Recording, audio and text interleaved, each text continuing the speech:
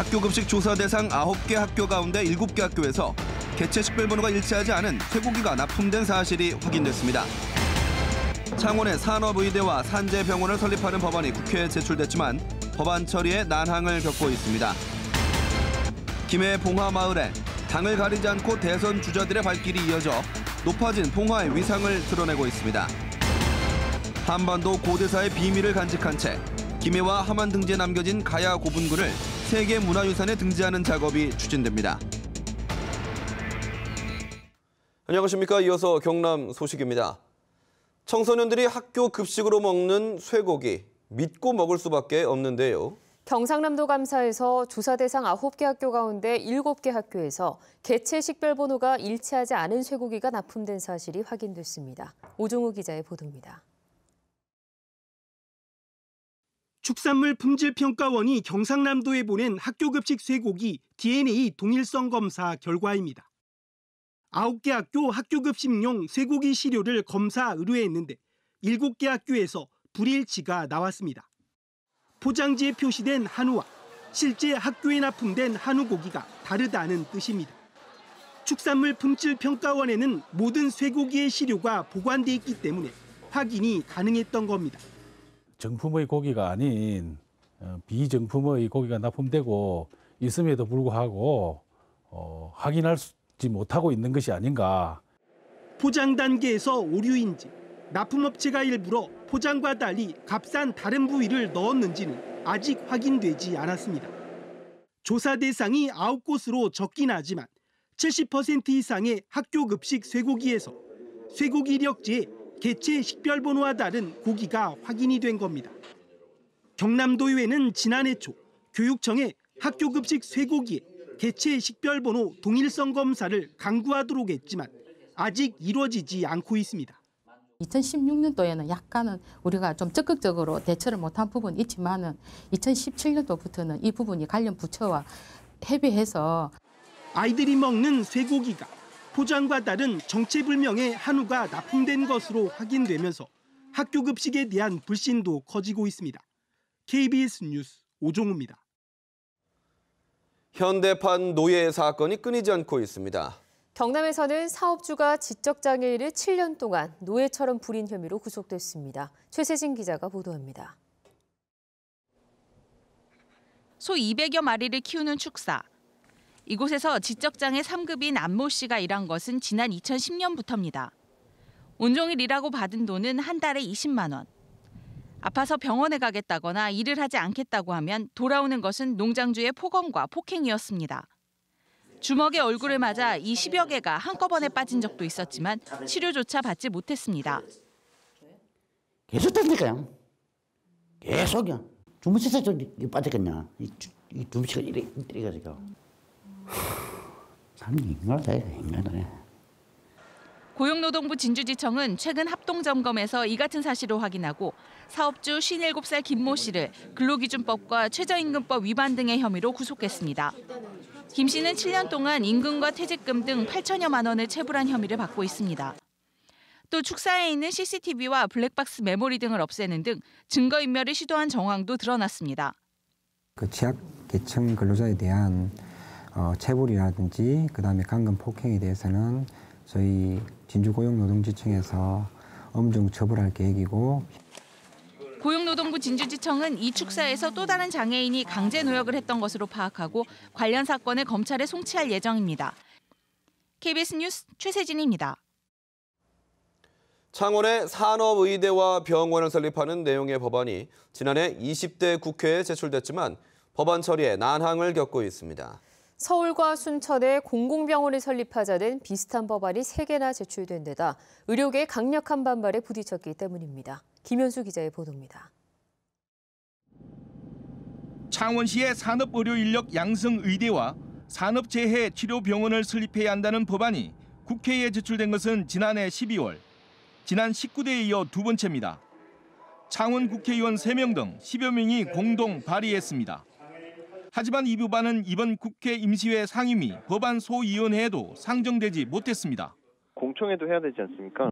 개정안이어서 근데 뭐 공청회도 아직 안 했고 해서 일단 공청회를 해야 이제 소위에 갈 수 있거든요. 창원과 순천, 서울 중랑구에 각각 의대와 병원을 설립해야 한다는 비슷한 법안이 3건이나 발의된 것도 걸림돌입니다. 여기다 대한의사협회 등 의료계도 산업의대 신설이 비효율적이라며 강력하게 반대하고 있습니다. 반드시 좀 검증되고 국민적 합의가 있이 진행돼야지만 것이 협회의 생각입니다. 노동부와 보건복지부도 다른 산업도시와의 형평성 문제가 있어 부정적인 견해를 갖고 있습니다.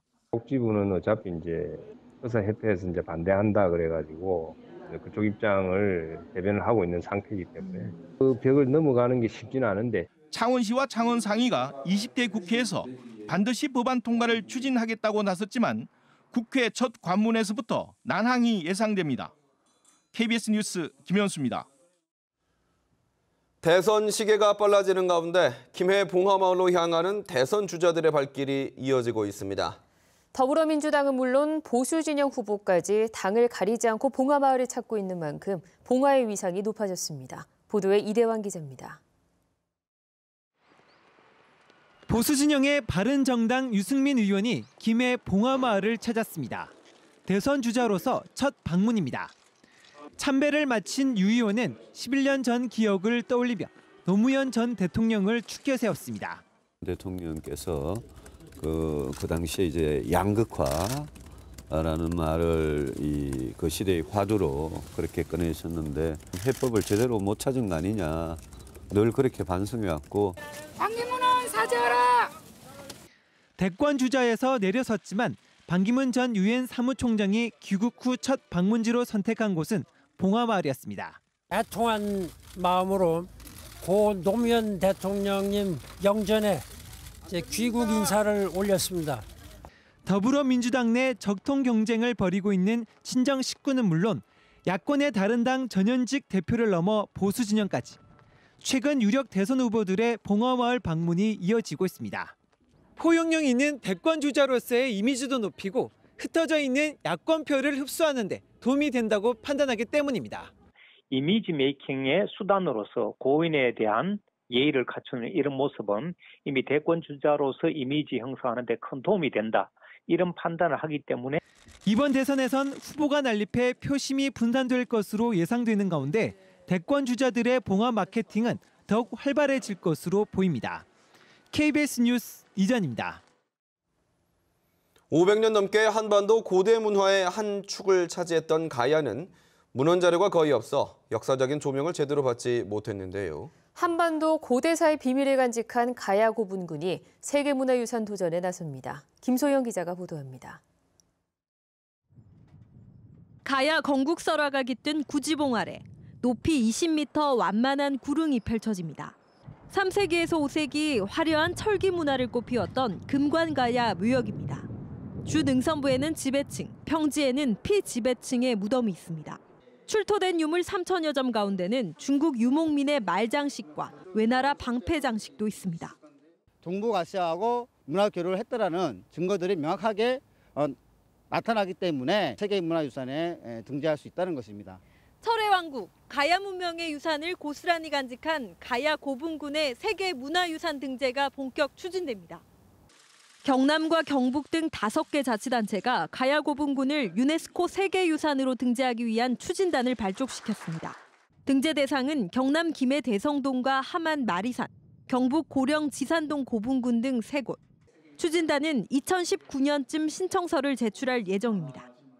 세계유산 등재를 위한 그 목록 신청을 하면서 그 의원님들의 전문적인 지식이나 경험을 이렇게 자문이나 조언을 받을 수 있는.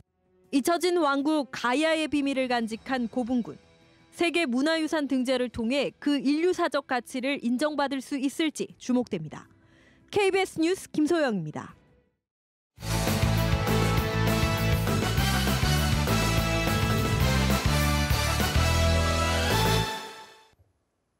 주요 단신입니다. 낙동강과 한강 등의 준설모래 7,793만 세제곱미터가 방치되고 있다는 주장이 제기됐습니다. 더불어민주당 최인호 의원은 바닷물의 채취가 모래 부족 현상이라기보다 비용 때문이라며 4대강 사업으로 발생한 준설토가 낙동강과 한강 등 주변에 7,793만 세제곱미터가 있다고 주장했습니다. 남해 배타적 경제수역 바닷물의 채취에 어민들이 반대하며 해상 시위를 계획하고 있고 건설업계는 공사 차질을 우려하고 있습니다. 국토교통부와 한국개발연구원이 김해공항 확장 예비 타당성 조사를 하면서 수요를 축소했다는 주장이 나왔습니다. 자유한국당 이현승 의원은 국토교통위 회의에서 국토부가 신공항 사전 타당성 발표 당시 연 이용객 3,800만 명 규모로 건설한다고 밝혔지만 현재 예비 타당성 수요는 2,800만에서 2,900만 명으로 축소됐다고 밝혔습니다. 이현승 의원은 수요 축소로 투자가 줄어들 가능성이 있다고 지적했습니다. 국내 첫 트레이드 사기 혐의로 수사를 받아온 프로야구 NC 다이노스 구단이 무혐의 처분됐습니다. 의정부지검 형사 5부는 NC 구단에 대해 혐의 없음으로 판단해 단장 배모 씨와 운영본부장 김모 씨에 대해 무혐의 처분했다고 밝혔습니다. 검찰은 수사 결과 NC 구단이 승부 조작 사실을 인지하고 은폐했다고 보기 어렵고 현행 KBO 리그의 신생팀의 특별 지명 방식은 타 구단 고지 의무가 없어 사기로 보기도 어렵다고 설명했습니다. 경남 지역의 보호자 없는 병상 제공률이 2.8%에 불과한 것으로 나타났습니다. 보건복지부는 보호자 없는 병상 대상 2726개 가운데 지정 병상은 586개로 2.8%라고 밝혔습니다. 경남 소식이었습니다.